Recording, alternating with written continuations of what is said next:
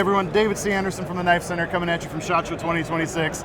You see who is next to me, which means it's Joe Flowers, and you know that means it's the Condor booth here, because we got some cool new stuff.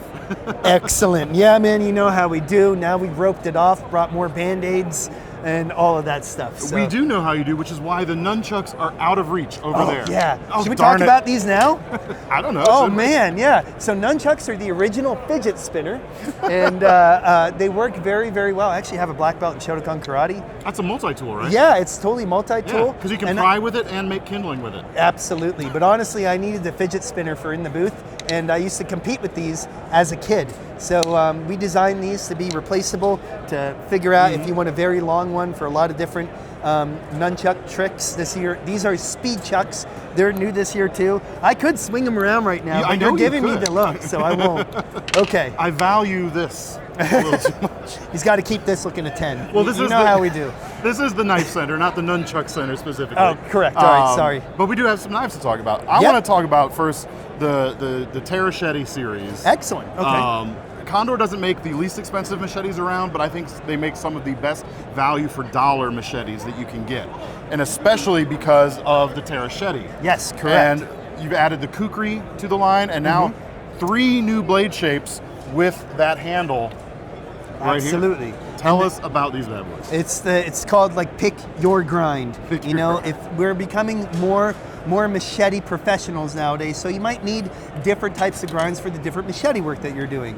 So the Terabui has got that Texas swing to it. It's got that very, very thick edge, so it's better for chopping. Can do well like maybe in deserts and regions where there's lots of hardwoods. Plus it has that buoy feature on the end to give it that American look. So not a sharpened rear edge. Correct, it's a false edge, because having a sharpened edge, that might be a certain type of machete that we'll have later on.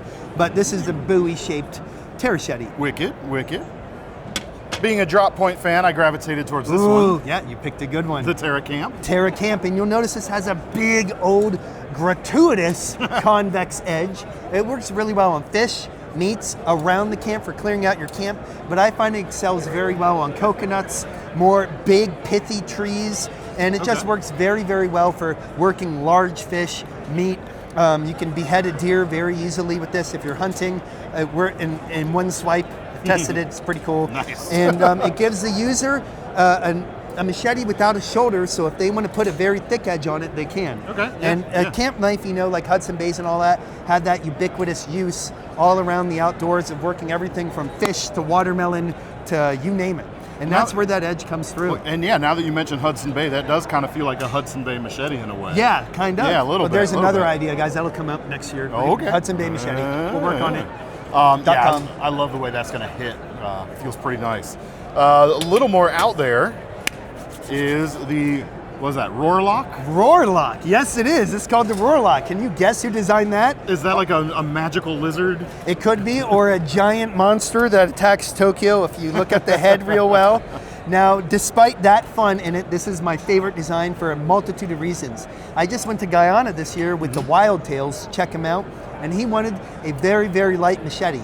So I wanted to kind of make something that I could use in Guyana that's really light, but that's also good for people who aren't really used to using machetes much. Okay. So it still works great. It's got kind of like that Japanese nada tip at the end. That's a false edge, but it won't cut you walking by if it's near inside a stump or something along that line. It's extremely lightweight. The ridges work on the back to catch a baton very well, and there's a space up at the front to get that pinch grip. And we were actually choking up like that for a technique to get teeny tiny little grubs out of nuts, and to use a large machete, you pull it back there and do light little hits, and you can safely cut very closely. And then you use that grub to catch a little piranha, then you hit it, catch a big piranha, and then you hit it with the back of the... Turn small food into big food. Exactly, and then you eat that, and they're delicious. So you mentioned it as the design that works for someone who might not necessarily be used to working with machetes. What features kind of work towards that on this design? On this one, well, the Machete handle has that hook on the back, so it still catches you and has that multifaceted handle. You still have a little bit of space here, and it's extremely lightweight. It's a lot lighter than some of the other machetes that we have in the line, so you can swing it a lot faster, and you can control it a little bit more because it's lighter. And Well, so it won't sometimes fatigue velocity people. can beat mass. So. Correct. And a lot of times when I go to Central and South America, they say my machetes are too thick for some of the people. So I wanted to design one that could move really, really fast. Sure. Okay. And we gave it that Godzilla look just because it turned Because out it's to Joe. be. Yeah, because it's Joe, honestly. But It feels also, cool, actually. yeah, it's a really, really cool etch. I'm assuming these are going to come with a similar sheath style Correct. to the. If I can grab that yep. one. These are all going to have a okay. universal sheath. That way we can get these out into production quicker, and it can facilitate it that way. This sheath will have Molly in the back. Nice. It's Leather made strip, to be, is that? Yeah. Yep, with the leather strap. It's made to be pretty flat, so it still can fit inside a backpack if you don't want to scare people, and also just be a really, really well-used, multiple-use sheath. Is that going to be ambidextrous as well? Correct. It can go that way or that way. Cool. So yeah, it is ambidextrous and bilateral. If you want to do a zoological term where you cut it in the middle, it's the same on both sides. Cool, man. So those are obviously your designs. We got Yes, sir. one more machete of your design Correct. right here. Let's do that, and then we can move on to the other designers. Sure. These are all out of 1075. This one is the indigenous. It's kind of the middle child between the Polar North and the Atlas North. It's an 18-inch machete, which is very popular in the U.S., really thin with the distal taper. We call it the indigenous because it takes its DNA from our indigenous knife line, and so it gives it a little bit of a flair. I actually took these patterns from Sami culture and Polynesian cultures where they had a lot of the similar. Just kind of mashed them up a little bit. Yeah, but they all were very similar, if not almost the same, and that's where indigenous comes from. Indigenous is all around the world. We're indigenous to this world. So that's where this guy comes in, and it's a great machete for the bush, for brambles, all the way up to the Arctic. We got some other designs out here from other designers too. Well, this one I know is designed by a good friend of yours. Oh yes. Tell us about this Liuku. Tannenboken Knives, Gorn Mikalovic, one of my very close friends, brother of a different mother who lives in the Amazon jungle near Brazil, Peru, and Colombia. Heck of a knife maker. He designed the Leuco. He's probably going to make fun of me for saying that wrong. Leuco, which is like a cross between a puko and a Leuco.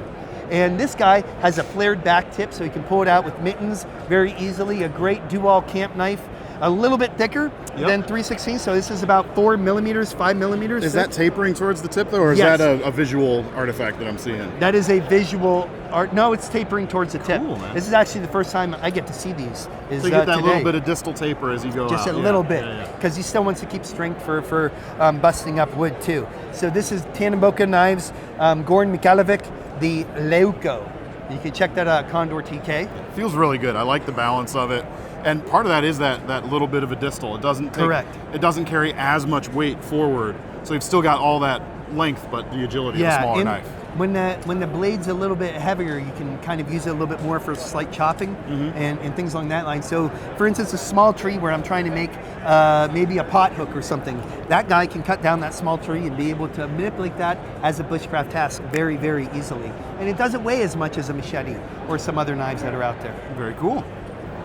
Well, speaking of weighing as much as a bigger knife, addition to the yes. K-Knight line. Yes, this is part of the K-Knight line. This is called the K-Knight Bowie knife. I had to double check on the name because the K-Knight series has, However, did they get the name? oh, well, Jason Breeden was able to get the K-Knight series out, and this is the K-Knight Bowie. I mean buoy, because it's Buoy. very clearly a buoy. It's clear, got it. You just I made a bambooed joke. me. It didn't work Bamboozled, so well. bambooed. Oh, gosh. This is only Wednesday, y'all. We could be loopier, don't Yes, you worry. we promise it gets worth. Jason designed this as part of his K-Knight series in 1075 high carbon steel with around an 11-inch or 10-inch blade in that Bowie style handle. Now check out the tang on the back. Ah, full length but encapsulated. Encapsulated, hidden tang. So it's still very, very, very tough, but an encapsulated tang. So it's pretty cool too because you don't feel it in colder regions Sure. where it might be frozen out. And You it have makes a little it bit of even insulation. smoother as well. Correct. Yeah. Correct. And for me, you can even modify it as well to fit your hand, but don't void your warranty. Although we have a lifetime warranty. And this is not the only addition to the K-Knight line. Correct. I'll point back there so Thomas can see the wall of the other new knife stuff. There's some K-Knight stuff up there at the top that's also new, and several other things. This is just a little taste of the new just a nibble. stuff. All right, this guy right here from Tony Leonard's. Yes, Tony Lennertz designed the yarn. Tony Lennertz is a wonderful German outdoorsman and survivalist. I got to meet him in Germany at IWA last year, and he was really, really cool. Check out the huge saber grind on this guy. This is something pretty new that we really, really enjoy.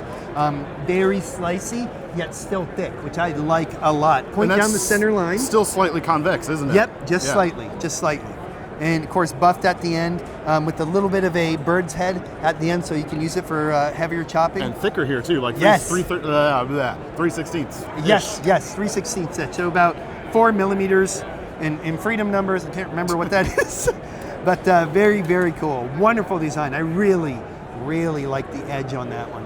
Yeah, that's going to be able to hit pretty hard for a more compact knife. Exactly. Exactly. Yeah, but it's not super heavy either though. Like the weight is manageable. Yeah, we're trying to manage our weight, aren't we all? Some of us more than others.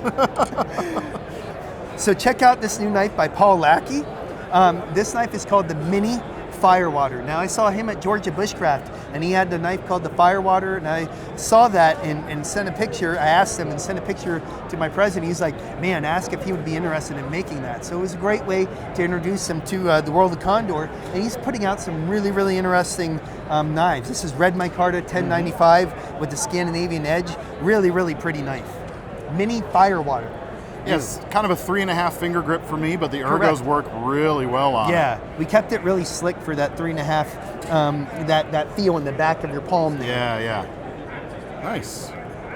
Nice crisp spine, of course. You can throw sparks from Fire Steel. Absolutely. Small Option was a working title, which I actually think that's kind of fun, but mini Firewater. I think that was a change up in what the comments were, and they were like, oh, the smaller option was it, and they made that the mini. So that's definitely a prototype. Nice. But now it's called the Mini Firewater. Mini Firewater. Another small knife here next from Julio Diaz. Julio Diaz, my man, designed this small guy here. This is the Itzy. The Itzy knife. It comes with a Kydex sheath too. I believe this one is 14C28N. And I will double check that. Which, as we all know, is a super steel beater. Yes, it absolutely is. Let me verify real quick that is 14C28N. I apologize, guys. Yes, it is 14C28N. Nice. I just want to double check, which... Stainless, very tough. Very tough. I'm kind of getting a new appreciation for 14C28N now. If you don't know what we're talking about, make sure to check out the video we posted of Joe and our good friend Andrew Demko. We'll leave a link to that somewhere here. Absolutely. And it's a really, really fantastic steel. I really like what Julio did with this very basic, nice line, but it's a great EDC knife with that small finger choil on the handle. Mm-hmm. Oops, sorry. Yeah, like the great thing about this type of shape is it is so neutral. Like big hands, small hands, 3 fingers, 4 fingers, whatever you want to get on there. Even if you were an octopus, you could use it too. Is a knife octopus friendly? We did so well not going off the rails. We're so close to the end, and yet now we're talking about octopuses and knives. Octopus ergonomics. We'll have a t-shirt by next week. Perfect. We'll get on that. Yeah, that's just such a cool little small utility for outdoor use, but also EDC, I think. Absolutely. Especially you said with the Kydex sheath. Yeah, and 14C28N. You could throw some kind of like pocket carry or inside the waistband carry with that. Yeah. It'd be real convenient to use, not too big where you wouldn't want to carry it. For sure. I'm so excited about the nunchucks, though, by the way, because I can just sit here and be talking and flipping around, and then it gets closer and he gets nervouser. No, I won't do that. Right here. So, we have a lot of other new stuff that you can find out at condortk.com. Make sure you smash that like at, you want to talk about the Viking Ironside knife. We have the Viking Ironside knife, taken from the Viking Ironside sword that we also have. You see the very deep fuller here, the Condor name in ruins here, the leather wrapped handle, a poured pommel on the end, double-edged convex. So that's like cast then? Or? Yes, correct. Cool. I'm honestly not exactly sure how they do the pommel. All I know is that we threw it at brick walls and stuff to see if it'd hold, and it was holding pretty well. Nice. So that's coming out as part of our martial arts series as well. Cool. Very cool stuff, man. That's all we've got to show you right here. As always, thanks to our good friend Joe. Yes, sir. For showing us this stuff. Make sure to check out the links in the description. You'll be able to get over to the Condor section of the website where you'll be able to put your orders on this stuff in just as soon as it is available. And we'll figure out when Joe's going to come up to the Knife Center next and Absolutely. do some more shenanigans in the backwoods. Absolutely. And knives and shenanigans, no matter what company, just get outside and have shenanigans with knives. See you later, guys. Make sure to check out all of our SHOT Show coverage.